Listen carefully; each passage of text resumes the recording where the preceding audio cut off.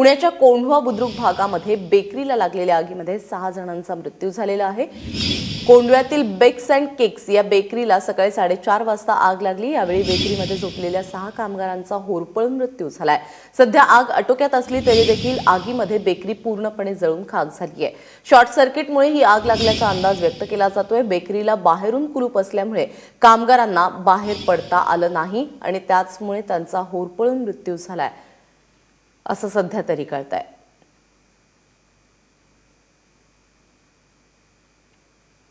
वाराणसीहून पुण्यात आलेल्या दोघांकडून 25 लाखांच्या नवीन नोटा जप्त करण्यात आलेल्या आहेत। लोहमार्ग पोलिसांनी केलेल्या या कारवाईमध्ये मनीष द्विवेदी आणि प्रमोद कुमार जयस्वाल या दोघांना अटक करण्यात आलेली आहे। आरोपींची ही जोडगोळी ज्ञानगंगा एक्सप्रेसने वाराणसीहून पुण्यात आली, मात्र रेल्वे स्थानकावर उतरल्यानंतर त्यांच्या हालचाली संशयास्पद वाटल्यामुळे पोलिसांनी त्यांची झडती घेतली।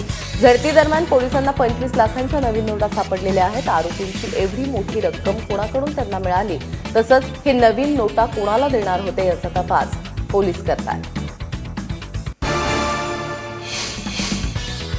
काँग्रेसच्या 50 कार्यकर्त्यांनी आपल्या हातावरती मेरा पंतप्रधान रिश्वतखोर है असं वाक्य गोंधळून पंतप्रधान मोदींविरोधात टॅटू आंदोलन छेडलेलं आहे। मध्यंतरी काँग्रेसचे उपाध्यक्ष राहुल गांधींनी मोदींवरती सहारा कंपनीकडून पैसे घेतल्याचा आरोप केला होता, मात्र या प्रकरणाची चौकशी होत नसल्याचा आरोप करत मुंबई काँग्रेसने टॅटू आंदोलन सुरू केलेलं आहे। एवढंच नव्हे तर मोदींनी दिलेली 50 दिवसांची डेडलाईन संपल्यानंतर काँग्रेस मिस्ड कॉल आंदोलन छेडणार असल्याची माहिती मुंबई काँग्रेसचे अध्यक्ष संजय निरुपम यांनी दिली। दरम्यान नोटबंदी विरोधात राज्यभरातील जिल्हाधिकारी कार्यालयांना 6 जानेवारी रोजी घेराव घालण्याचा इशारा काँग्रेसचे प्रदेशाध्यक्ष अशोक चव्हाणांनी दिलाय। तसंच 8 जानेवारी रोजी घंटानाद केला जाणार असल्याचंही त्यांनी म्हटलंय। मुंबईतल्या पत्रकार परिषदेत ते बोलत होते।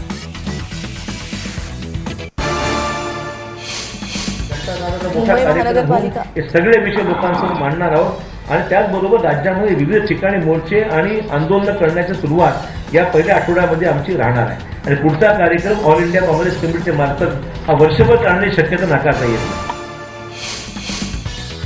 मुंबई महानगरपालिका निवडणुकांच्या तोंडावरती राजकीय पक्षांनी विकास कामांच्या उद्घाटनाचा सपाटा लावलेला आहे।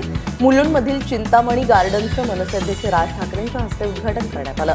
मुलुंड पूर्व येथील 5 एकर जागेवरती हे उद्यान उभारण्यात आलेलं आहे। या उद्यानाच्या नूतनीकरणासाठी 14 कोटींचा खर्च अपेक्षित होता, मात्र पालिकेने हा खर्च 4 कोटींवर नेला।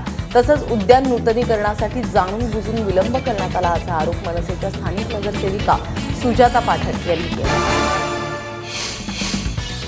राष्ट्रवादी काँग्रेसने मुंबई महानगरपालिका निवडणुकीसाठी पहिली यादी जाहीर केली आहे। यामध्ये डॉक्टर, वकिलांचा समावेश आहे। राष्ट्रवादी काँग्रेसचे अध्यक्ष सचिन अहिर यांनी ही पत्रकार परिषद घेऊन घोषणा केली।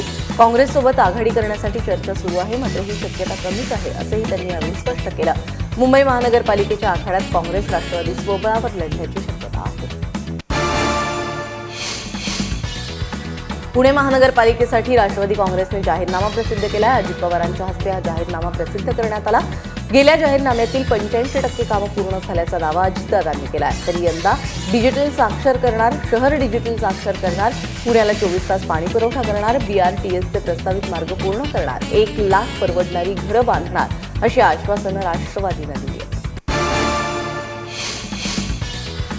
ठाण्यातील भवरलाल जैन यांच्या दुकानामध्ये काम करणाऱ्या कर्मचाऱ्यांनी दुकानातील दागिन्यांवरती हात मारलाय, मात्र सीसीटीव्हीने चोरीच्या घटना रेकॉर्ड केल्यामुळे आरोपीचा पर्दाफाश झालेला आहे। 12 नोव्हेंबर रोजी ही चोरीची घटना घडली। घटनेच्या दिवशी आरोपींनी मास्क लावून मागच्या दारातून ज्वेलर्समध्ये प्रवेश केला होता। दुकानातील जवळपास 7.5 लाखांचे दागिने चोरून आरोपी पसार झाले। या प्रकरणी पोलिसांनी मोहनलाल नाईक, भवानी शंकर नागदा अशा दोघांना राजस्थानमधून अटक केली। तोतया ग्राहक बनून ज्वेलर्सच्या दुकानातील दागिन्यांवरती हात मारणाऱ्या महिला टोळीचा पर्दाफाश झालेला आहे। भिवंडीतील मारिया ज्वेलर्समधून दागिने पळवताना 3 बुरखाधारी महिलांना रंगेहाथ हात पकडण्यात आलाय। दरम्यान या टोळीची हातचलाखी सीसीटीव्हीत कैद झालेली आहे। घटनेच्या दिवशी आरोपी महिला ग्राहक बनून मारिया ज्वेलर्समध्ये शिरल्या। दागिने पाहण्याच्या बहाण्याने त्यांनी दुकानातील कर्मचाऱ्यांना गुंतवून ठेवलं आणि संधी मिळतात अंगठ्यांचा बॉक्स घेऊन त्या पसार झाल्या। मात्र दुकान मालकाने आरडाओरड केली। उपस्थितांनी त्या महिलांना पकडून पोलिसांच्या स्वाधीन केलं। पिंपरीमध्ये महिला अभियंता अंतरा दास हिची हत्या एकतर्फी प्रेमातून झाल्याचं स्पष्ट झालंय। या प्रकरणी मूळ बिहारचा असणाऱ्या संतोष कुमार या व्यक्तीला अटक केली गेली आहे। गेल्या 11 महिन्यांपासून संतोष अंतरावरती एकतर्फी प्रेम करत असल्याची माहिती मिळतेय। 24 तारखेला अंतरा कामावरून परतत असताना भर रस्त्यामध्ये तिची चाकूने भुसकून हत्या करण्यात आली होती, ज्यामुळे पिंपरी भागामध्ये एकच खळबळ उडाली। जमिनीच्या वादातून पिता पुत्राची हत्या करण्यात आल्याची घटना पनवेलमधील बिचुंबे गावात घडलेली आहे। लक्ष्मण म्हात्रे आणि रुपेश म्हात्रे अशी हत्या करण्यात आलेल्यांची नावं असून कुटुंबातील सदस्यांनीच त्यांचा घात केलाय। पनवेलमध्ये हद्दीतील रेल्वेच्या जमिनीवरती अनधिकृत बांधकाम करण्यात आलं आणि त्यावरूनच म्हात्रे पिता पुत्रांचा कुटुंबियांशी वाद सुरू झाला।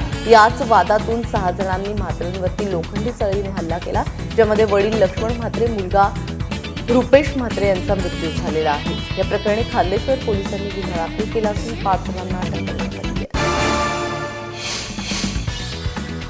7 वर्षांच्या चिमुकलीवरती बलात्कार करण्यात आल्याची घटना भिवंडीच्या शांतीनगर परिसरात घडलेली आहे। पीडित मुलगीची प्रकृती गंभीर असून तिच्यावर मुंबईच्या जे रुग्णालयात उपचार सुरू आहेत। आरोपीने मुलीवरती अत्याचार केल्यानंतर तिला भिवंडीच्या सार्वजनिक रुग्णालयात आणून सोडलं। मुलीचा रडण्याचा आवाज ऐकल्यानंतर स्थानिकांनी तिला घरी आणून सोडलं, मात्र तिच्या पोटात दुखू लागल्यामुळे तिच्यावरती बलात्कार झाल्याचं उघडकीस झालं। या प्रकरणी भिवंडी पोलिसांनी गुन्हा दाखल केला असून आरोपीचा शोध सुरू आहे। जगण्यावर प्रेम करायला शिकवणारे कवी मंगेश पाडगावकर यांच्या मी कुठे म्हणालो परी मिळावी फक्त जरा बरी मिळावी या कवितेची नुकतीच ध्वनिचित्रफित सादरी करण्यात आलेली आहे, रिलीज करण्यात आलेली आहे।